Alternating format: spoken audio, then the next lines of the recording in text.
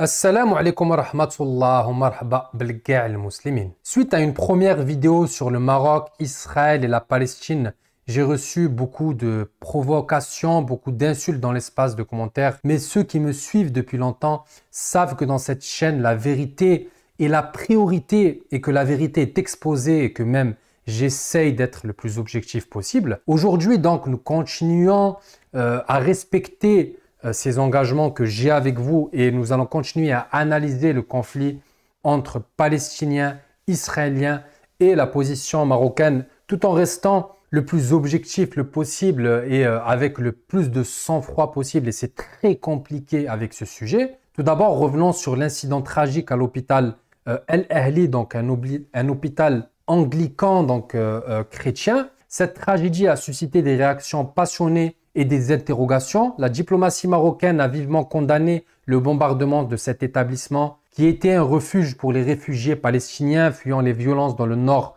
de la bande de Gaza, ainsi qu'un lieu de soins pour de nombreux blessés. Cette attaque qui a coûté la vie à quasiment 500 civils a été qualifiée de boucherie, provoquant l'indignation générale du monde musulman. Israël a nié catégoriquement sa participation à cet incident, mettant en avant une roquette du djihad islamique palestinien qui est tombée sur un dépôt de munitions à proximité de l'hôpital.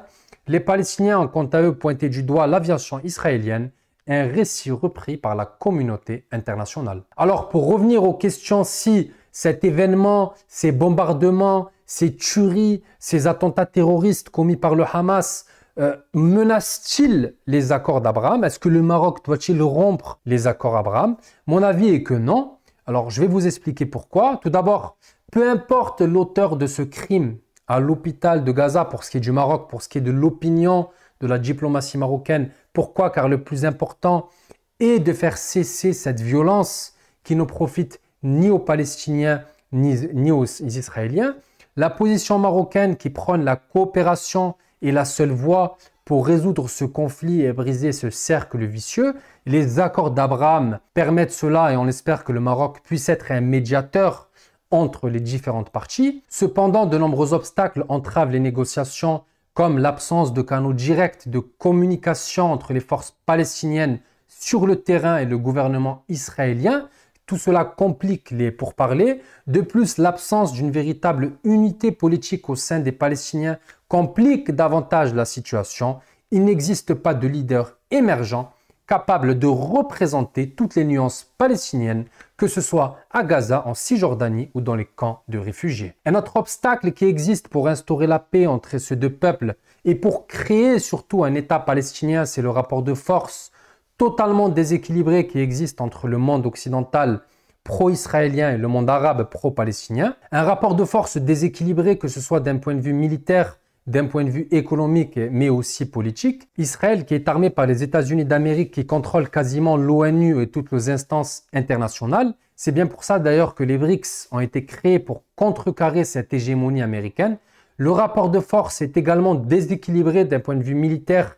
Bien que le Hamas envoie des milliers de roquettes, la plupart sont interceptées par le dôme de fer et l'invasion qui a eu lieu le 7 octobre est quasiment de l'ordre du miracle au vu des capacités sécuritaires d'Israël. Donc, il y a peu de chances que l'invasion déluge Al-Quds du 7 octobre 2023 puisse se reproduire dans le futur. Donc, pour la paix, il faut rééquilibrer les forces en présence dans cette région.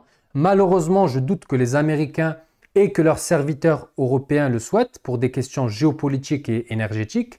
Israël doit demeurer superpuissante dans cette région pour limiter l'expansion d'États musulmans et pour préserver une ambiance de chaos qui limite le développement économique de cette région. Enfin, le dernier obstacle, c'est que le monde arabe est victime de ses propres bêtises. Ce rapport de force déséquilibré qui empêche les négociations d'avancer provient surtout d'un retard économique flagrant de ces pays arabes, ravagés à la fois par la pauvreté, l'inégalité et l'instabilité. Aujourd'hui, par exemple, où est le nucléaire musulman? Il n'existe pas. Où est l'intelligence artificielle qui va être la révolution de demain?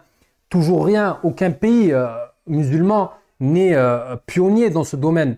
Également, où est la démocratie arabo-musulmane? Citez-moi un pays avec un niveau économique élevé, un niveau social avec peu d'inégalités.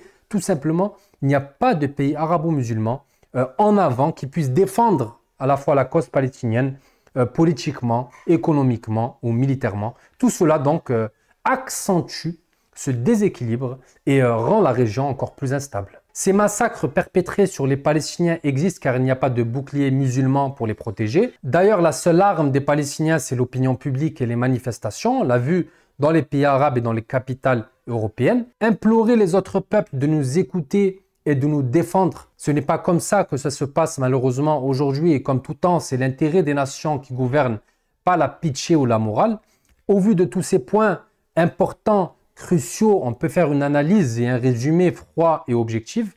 La région connaît un bouleversement majeur depuis les accords d'Abraham, c'est vrai. Également, la création des BRICS, c'est l'intégration dans les BRICS de certains pays arabes est également un changement majeur géopolitique dans la région.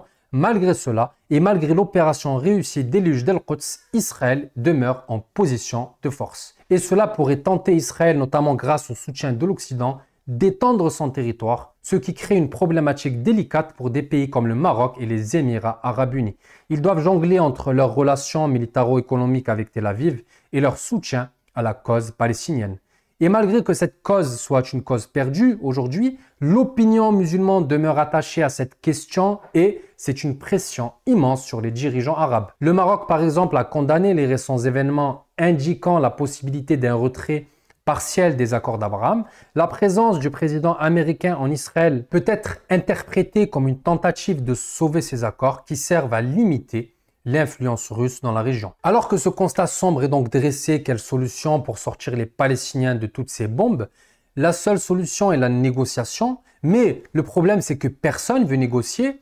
Pourquoi? Car le gouvernement d'extrême droite israélien raciste n'a pas intérêt à ce que des Palestiniens avec une classe politique nuancée, des Palestiniens intelligents, des Palestiniens à la hauteur de ce défi de créer un État puissent émerger. Les Israéliens ont tout intérêt à ce que le Hamas, un parti extrémiste, un parti malheureusement qui n'a pas les capacités pour créer cet État palestinien, qui n'a ni la capacité ni la légitimité internationale. Donc Israël a tout intérêt à ce que le Hamas reste au pouvoir pour pouvoir le diaboliser et pour mieux pousser les Palestiniens de plus en plus vers la frontière égyptienne et jordanienne.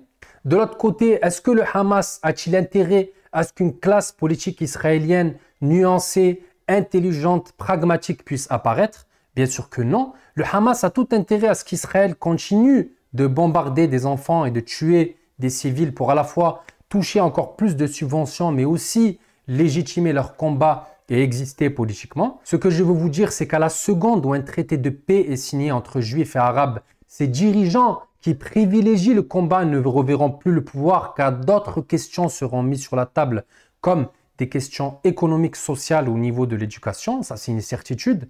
Donc, plusieurs défis se présentent face à ces populations arabes et juifs de cette région. Tout d'abord, se libérer de leurs dirigeants qui ne comprennent qu'un seul langage, celui du militaire, et retrouver le sens des priorités, privilégier à la fois l'éducation, le développement économique et la protection des plus faibles. Notamment les Palestiniens de Gaza qui vivent sous les bombes depuis les années 60 et qui n'ont pas le privilège d'avoir un dôme de fer pour les protéger. Au milieu de ce chaos du monde arabo-musulman, le Maroc continue à condamner sans équivoque les atrocités à Gaza. L'histoire nous enseigne que les relations entre les pays sont complexes et que cette région a toujours été marquée par la guerre et les troubles. Les récentes violences entre les factions palestiniennes et l'armée israélienne menacent les fondements des accords d'Abraham, ces accords historiques entre le Maroc et Israël. Le Maroc doit rester vigilant, coopérer avec l'État hébreu au vu des intérêts et de l'histoire. Attention cependant à certains dirigeants israéliens qui peuvent précipiter cette région dans le chaos, poussés par des alliés occidentaux avec peu de recul et peu d'intelligence politique. Barakallahu fikum. Merci de m'avoir accompagné dans cette analyse approfondie suite à ce bombardement malheureux de l'hôpital à Gaza qui nous a tous déchiré le cœur hier soir. Et tous ces événements, d'ailleurs, nous ont tous traumatisés. Moi, personnellement, j'ai été traumatisé par tous ces faits et tous ces morts dans cette région. J'espère que vous avez apprécié cette vidéo, que vous appréciez mon travail. Si c'est le cas, abonnez-vous, partagez la vidéo, laissez-moi un commentaire, ça me fait énormément plaisir. Barakallahu fikum. Wassalamu alaikum wa rahmatullah.